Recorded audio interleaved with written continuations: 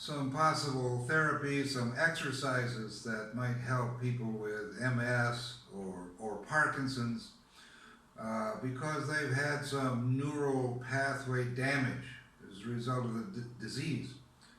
I'm not a doctor, I'm not a physical therapist. I've just been invited to, I talked to an MS support group a couple times. I was invited back, so they liked what I said in terms of helping them.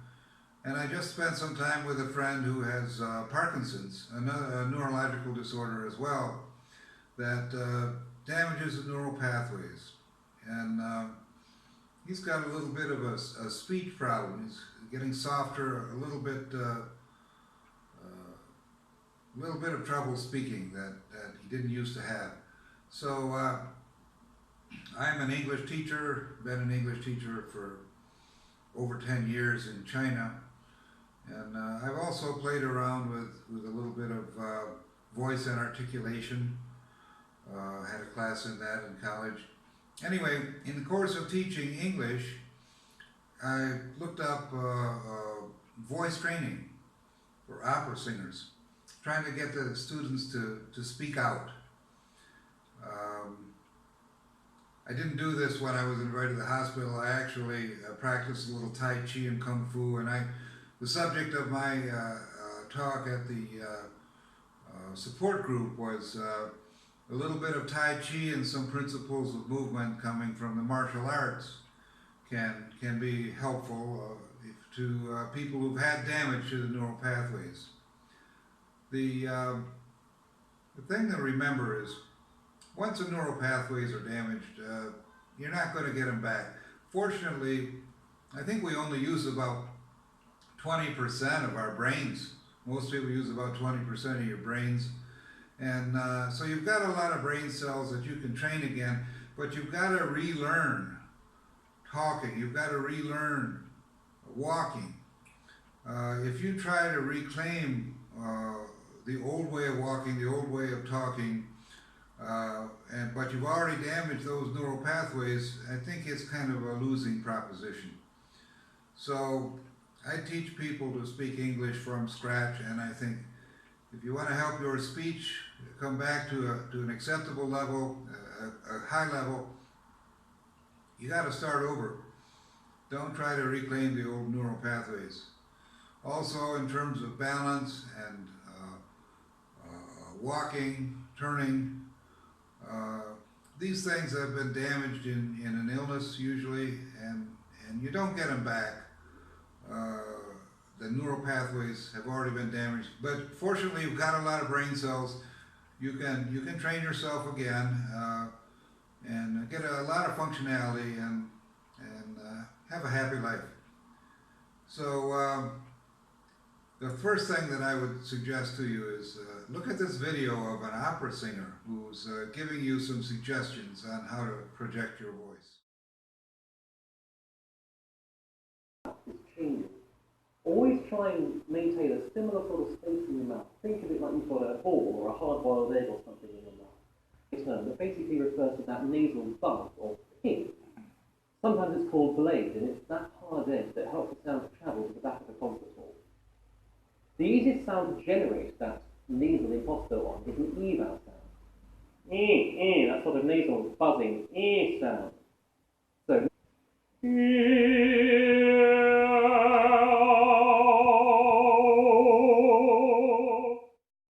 but there's certain ideas that the opera singer was giving us.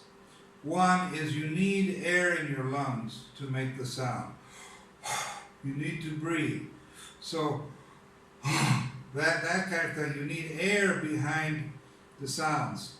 And also, he says you need to have an opening in your mouth, like a ball or an egg inside your throat. I think of it like a yawn. If you're yawning, you go, and your throat is very large inside when you yawn. So you want to keep your throat big, a lot of air behind the sound coming out. And think of your head as like a big bell. The back of the bell is the back of the head, And the mouth of the bell is your nose and mouth. So many people swallow their sound and they vibrate and they make the sound go into their head, but it doesn't go out the mouth. So you want to think about the sound coming out of your mouth and vibrating the front of your face. So let's think about this blade sound where he says, use the nose. Now, I'm going to just say A-E-I-O-U, the sounds from A-E-I-O-U. So, eh, eh, eh, ah, ah. Those are the sounds. They're short and they're loud and they kind of come out of the nose. And then the exercise the opera singer used, I'm going to just use A-E-I-O-U.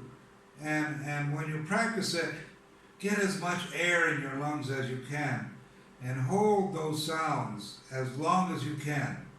And this will help you project your sound. Think of your sound going to the back of the opera hall. So it would be something like this.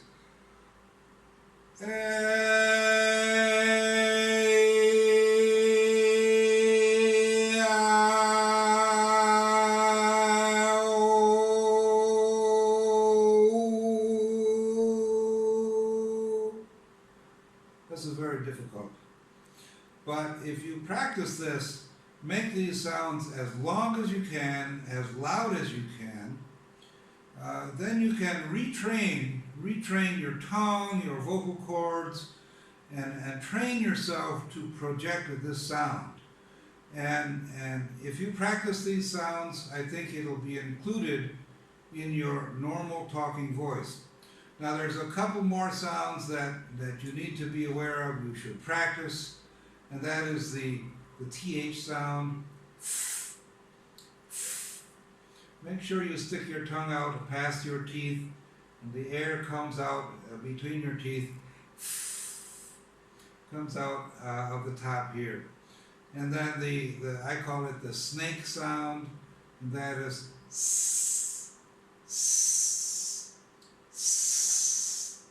you want to practice that one. And finally, I had a voice class and they called it the Y buzz. And I call it the B sound. You should practice this one too. And that goes like this.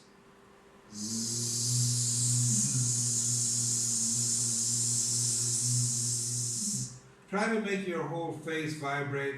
See if you can get the walls to vibrate. Now, if you practice these sounds routinely every morning, you can improve your voice, your ability to speak. What follows is some info picked up in college and later confirmed on a series of visits to China between 2000 and 2003. Only later, when I got to know more about MS, strokes, and Parkinson's, did I see something I thought might be useful.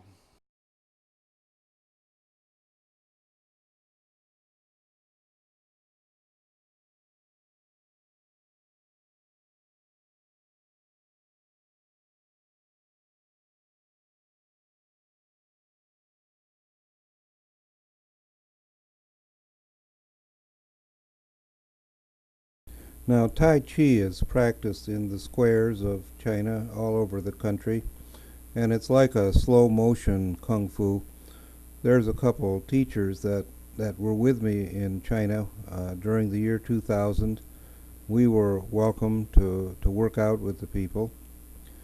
I wanted to acknowledge my first instructor. I owe everything to him. He has excellent form. Never said much though. Then my next instructor, she taught me how to use the sword, and she was quite patient, quite good. But this was just playing around. I fell in with a group of more serious kung fu practitioners, and was actually kind of what you might call a male model. I was a white face, and I helped them with their actually a sales brochure to attract people to their school. And there I am doing an uppercut. You got to be careful who you fool around with. You can get a nasty finger poke if you don't watch out. The remainder of the video is a training video, actually, from that school.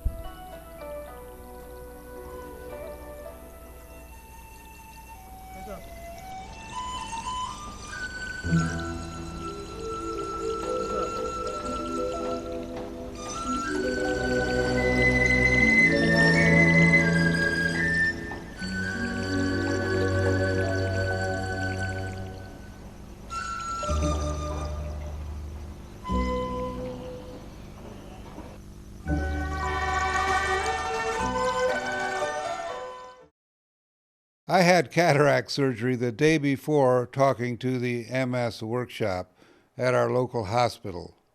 I was somewhat inhibited. I had this lens replacement surgery yesterday, and they said you shouldn't do anything really athletic and don't lift anything heavy. So I figured if I get down on the floor and then I have to lift myself up, maybe my lenses will pop out. Yeah, don't do that. Don't do that. Excuses, you know. Don't fall down. That's good. Okay, are you recording Yep, already? yep, I got it. Okay. Oh, okay, cool. So, my name's Jack Porter, and I'm happy to be back here again. I don't know, when did I come? Maybe 6, 7 years Yeah, ago? good, yeah. All of that. But I think the highest rank I ever got in martial arts was a green belt, which is like halfway up towards the black belt. Mm-hmm. But I bounced around from school to school, and I saw a lot of different techniques, but I was particularly fascinated by the Chinese martial arts, and Tai Chi in particular.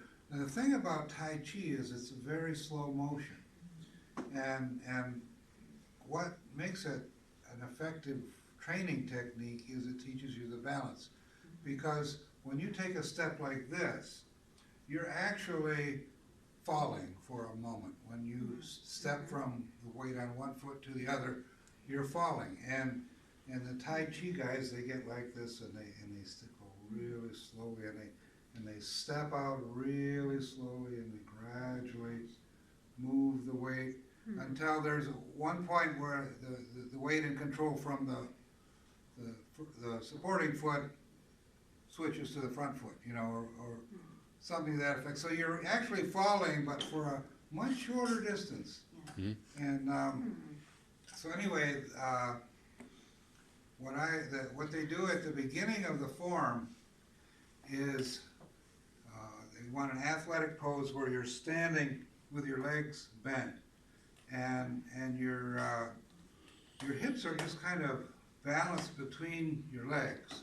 Your hips are not on top of your legs, they're more between your legs. So you're going back and forth and like that. And then when you breathe in, the breathing is very important. You breathe in and then breathe out very slowly, and you go down slowly. Come breathe in, come up slowly, down, and so that's what a lot of these people are doing. When you go to China, you see them doing this kind of. It's a meditation, and you're getting your breathing going at the same time as your body is rising and falling, and that's a basic motion in karate or taekwondo or any of those kung fu. It's always the same. When you're exerting, you're exhaling, right? And then when you're gathering your strength in, you're inhaling, right? So it's a breathing and motion together that they want you to practice. And so you want to, if you want to practice this at your leisure, you can just do it. Kind of think about a ball, you know. You got a ball that's coming up in front of you, and you're kind of bringing it down like that, you know, and then and you can do this, and you're balancing yourself as you do it. Now, the thing that we all do, well, I gave a suggestion, and I'm not a doctor of any kind, but the people I know that have been struck with one of these nervous diseases has got the damage in their nervous system. And they get really stressed out by trying to remember how to walk or how to turn or something like that. Well, it just won't work because the nerves that you taught how to walk and turn and all that, those have been damaged. I mean, you've known how to walk since you were 1 or 2 years old. So the damage was done to those nerves, and trying to retrain the damaged nerves to do what they used to do is a loser because they're damaged, right? So fortunately, we only use, 20% of our nerves in our body, 10 or 20%, and your brain and everything is used for living. The rest is kind of in reserve. So what you want to do is learn again. Just learn new ways of walking, new ways of moving, and don't be concerned that you don't do it the way you used to, because that's not going to happen, right? So basically, the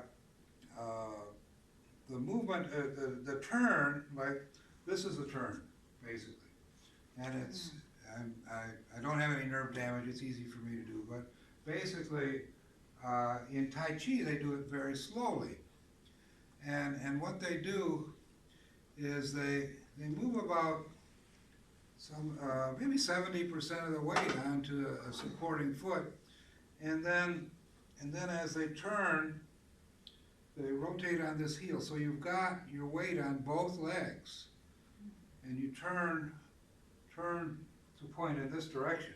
Now this is a stance, right? This is an athletic stance as well. And then you move forward to the 70% on the foot that's pointed the other way, and then move your foot there. So it's if you ever see skaters, the arms are very important in skating. You know how they go around in circles, and they're going around like this, and then they bring their arms up, and that makes them spin really fast. Well, there's a physics reason for this, but when you pull your arms in and you're turning, it makes you turn faster. And you can see that whenever you look at the skaters, right? So your arms are kind of important in your balance too. So you're like this, and you wanna rotate, and then you're exhaling and bringing this in, and so you're actually creating a turning motion. You start in this direction, and when you're balancing, you've got to use your arms, right? But then when you want to execute that turn, you can bring those arms in, and it speeds up your turning. So if your muscles and everything are not responding as well, you can create energy and a turning motion by bringing your arms to your body, so that can help you turn. Let me say something about falling. I'm not going to demonstrate, but this guy that I told you about that used to flip us onto the gym floor, he said, you got to roll when you hit, and you've got to be relaxed. So the movement is absorbed over a rolling motion, and the last thing is know where the floor is, and I think I'm going to do this anyway. But you can do this on a bed or whatever, and when you're falling, you want to hit the floor with your arm, and That's how you break it. Yeah. Well, Okay, maybe you found that out. Yeah, you stick your hand up. Well, no, I'm not saying do that. Oh, okay. I'm saying you're slapping the ground the full length of your arm, and you're in a relaxed position. Okay, now that hurts. That hurts the palm and it hurts the outside of the arm all the way up. But everything is relaxed. And the impact of that slapping motion takes a lot of the energy from the fall. And if The you're only thing is, you don't know you're gonna fall to get relaxed. well, this Yeah. and I mean, how do you know? well, instinctively you tense up. Yeah. You're falling, you're frightened, you tense up, right? Yeah. So, and you try to stop by catching yourself. And what I would suggest is that maybe you stand by a bed Practice. and throw that down. But if you're falling, there's a moment when you can have your brain working and you go, well, where is that ground, right? Where is the ground? And how am I gonna slap it, you know? And I think I better relax. And you're falling, and you try to relax, and you slap that ground with the length of your arm. And if you practice it before, you're gonna have a better feel of where that ground is and how to relax. And falling on a nice comfortable bed might be, Better than the. you know, visualize falling on a comfortable bed instead of, you know, banging your head on the ice. It might be a better visualization, right?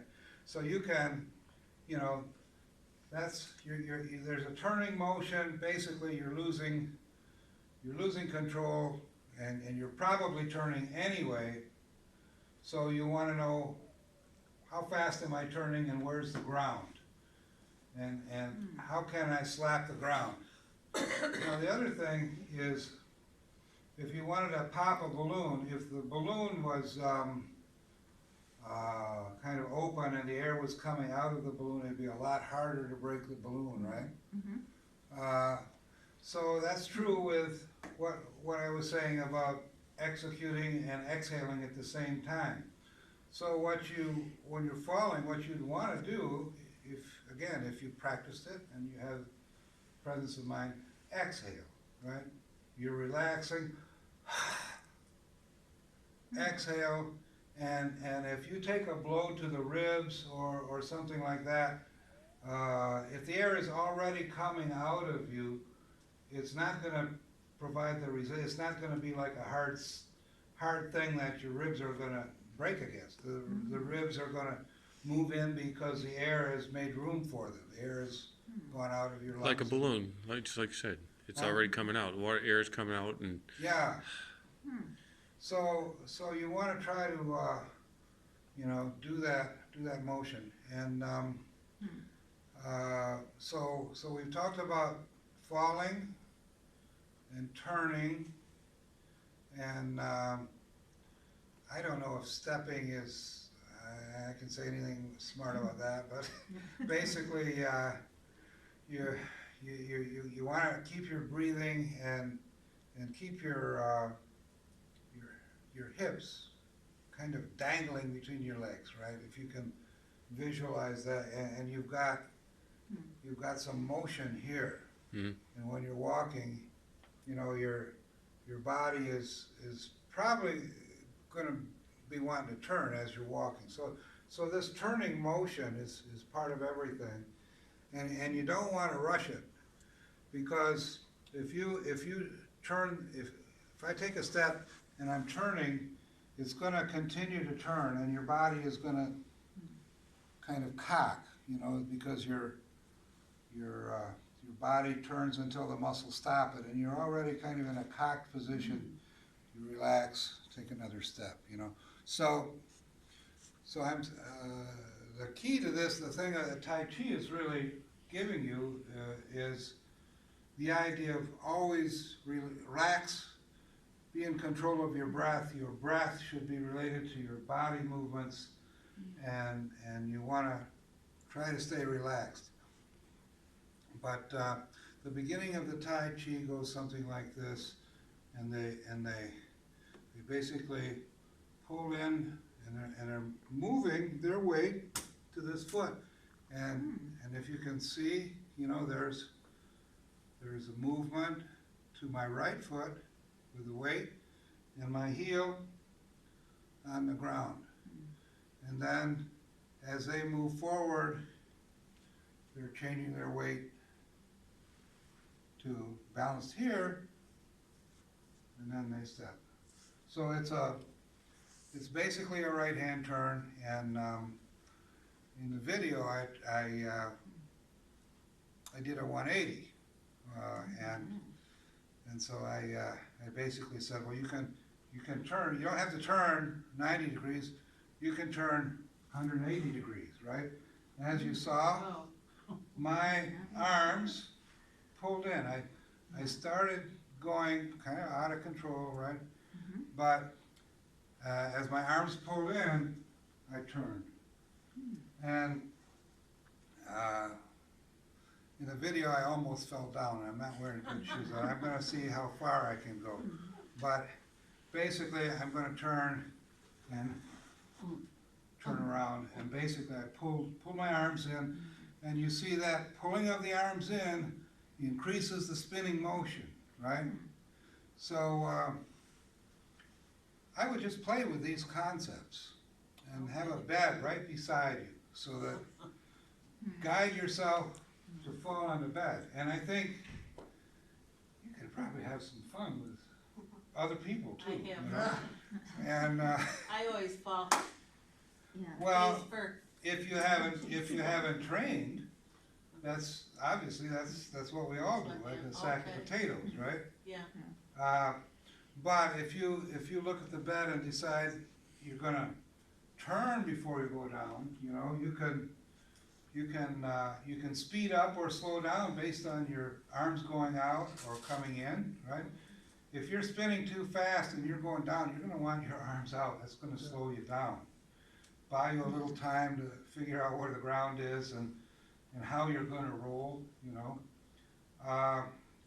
But I would suggest that you prepare for this and do this practicing. And I did it in college a lot, and I really hated that instructor because he was kind of brutal. But I've jumped off sailboats where the sailboat has gone the opposite direction, and I've turned into a somersault, and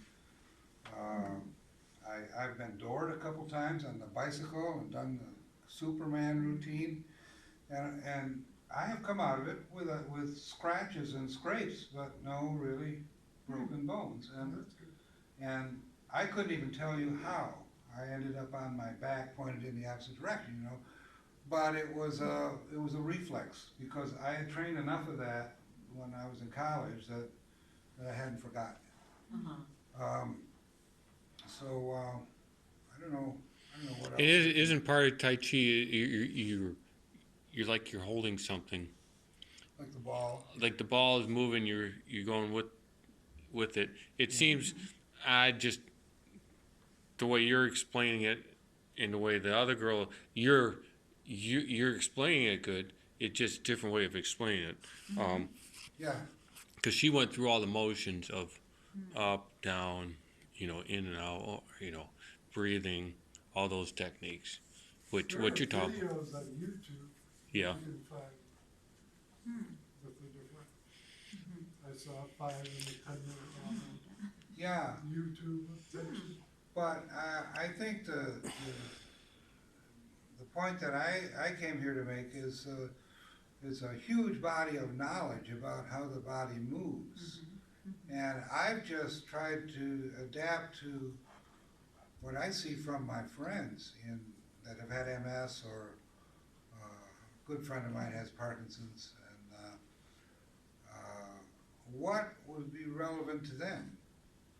And the biggest risk is falling down and simply walking. You know, you go to walk in this direction and you step on a pebble or the edge of a curb or something, and then you start to go. Well, you start to go, what do? Well, I think your arms are going to tend to want to go out to slow things down, and you're going to look around to see where you have to go, and you're going to pull your arms in when you make a decision about where you want your body to go. And if you've practiced this, I think you've got a better chance of landing properly, you know.